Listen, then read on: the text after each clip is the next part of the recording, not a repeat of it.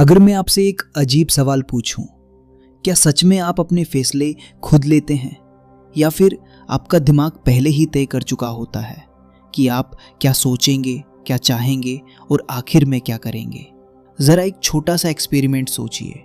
मान लीजिए अभी आपके सामने दो विकल्प हैं। एक, आप इस वीडियो को अंत तक देखें। दूसरा, आप अभी इसे बंद कर दें।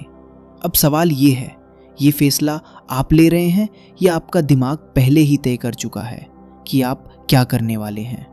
क्योंकि मॉडर्न न्यूरोसाइंस एक अजीब बात बताती है। कई एक्सपेरिमेंट्स में ये पाया गया है कि इंसान के दिमाग में डिसीजन का सिग्नल उसके कॉन्शियस डिसीजन लेने से पहले ही दिखाई देने लगता है। मतलब कभी कभी दिमाग पहले डिसाइड कर लेता है और हमें बाद में लगता है कि हमने फैसला लिया। अगर ये सच है तो फिर फ्री विल कहाँ है? क्या हम सच में आज़ाद हैं या फिर हम सिर्फ अपने ही दिमाग के बनाए हुए पैटर्न्स को जी रहे हैं? हैरानी की बात यह है कि इसी तरह का सवाल लगभग 2500 साल पहले एक इंसान ने भी पूछा था। एक ऐसा इंसान जिसने दुनिया को बदलने से पहले मानव मन को समझने की कोशिश की। वो थे सिद्धार्थ गौतम। और जब हम उनके ऑब्जर्वेशंस को ध्यान से देखते हैं तो पता चलता है कि वो लगातार एक चीज को समझने की कोशिश कर रहे थे, मन कैसे काम करता है। और शायद इसी खोज के दौरान उन्होंने एक गहरी बात नोटिस की, एक ऐसी बात जो आज भी साइकोलॉजी में बहुत महत्वपूर्ण मानी जाती है। लेकिन वो क्या थी? नमस्कार, आप देख रहे हैं बुद्ध कथाएं, जहां हम महान विचारक सिद्धार्थ गौतम की सोच को साइंस और ऑब्जर्वेशन की नज़र से समझते हैं। ये हमारी श्रृंखला है बुद्ध द साइंटिस्ट, जहां हम समझेंगे कि महान विचारक सिद्धार्थ गौतम मानव मन को एक वैज्ञानिक की तरह कैसे ऑब्जर्व कर रहे थे। सिद्धार्थ गौतम मानव जीवन को देख रहे थे तो उन्होंने एक बहुत साधारण लेकिन गहरी बात नोटिस की। इंसान सिर्फ बाहरी परिस्थितियों से दुखी नहीं होता, कई बार इंसान अपने ही मन की वजह से दुखी होता है। कोई कुछ कह देता है और अचानक गुस्सा आ जाता है। कोई इच्छा पैदा होती है और जब वो पूरी नहीं होती तो बेचैनी शुरू हो जाती है। किसी की याद आती है और मन अचानक भारी हो जाता है। अब यहाँ एक महत्वपूर्ण सवाल उठता है, क्या ये सब हमारी कॉन्शियस चॉइस होती है या फिर हमारा दिमाग अपने आप रिएक्शन पैदा कर देता है? यहीं से सिद्धार्थ गौतम की खोज शुरू होती है। उन्होंने देखा कि मन एक बहुत दिलचस्प तरीके से काम करता है। जब भी कोई अनुभव होता है, मन उसे याद रखता है और धीरे धीरे वही अनुभव एक पैटर्न बन जाता है। उदाहरण के लिए, अगर किसी इंसान को बार बार किसी बात पर गुस्सा आता है तो धीरे धीरे गुस्सा उसके मन का एक हैबिट पैटर्न बन जाता है। फिर जब भी कोई वैसी स्थिति आती है तो दिमाग बिना सोचे उसी रिएक्शन को दोहरा देता है, जैसे कोई पुराना प्रोग्राम अपने आप चलने लगता है।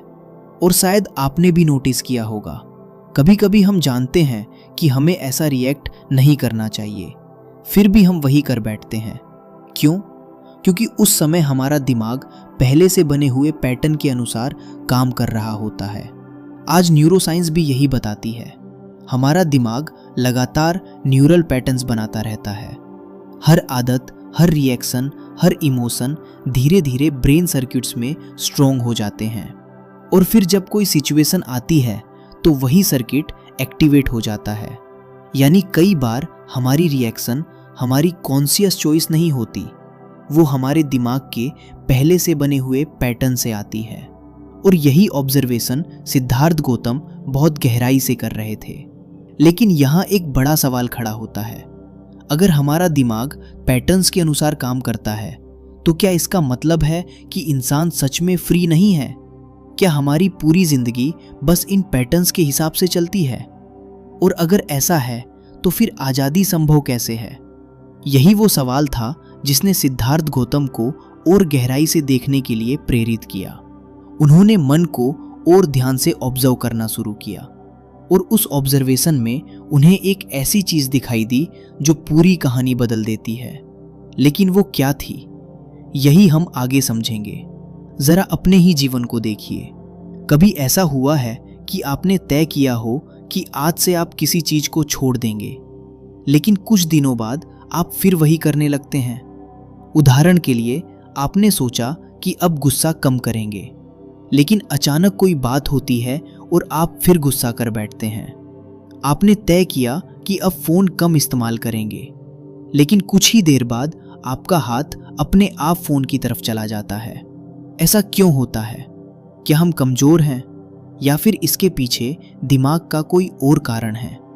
यहीं पर सिद्धार्थ गौतम एक गहरी चीज ऑब्जर्व कर रहे थे। उन्होंने देखा कि मन केवल विचार नहीं बनाता, मन आदतें बनाता है। और जब कोई आदत बार बार दोहराई जाती है तो वो धीरे धीरे मन का पैटर्न बन जाती है और फिर वही पैटर्न हमारे बिहेवियर को चलाने लगता है। सोचिए, जब कोई आपको अपमानित करता है तो गुस्सा अपने आप आ जाता है। जब कोई आपकी तारीफ करता है तो मन तुरंत खुश हो जाता है।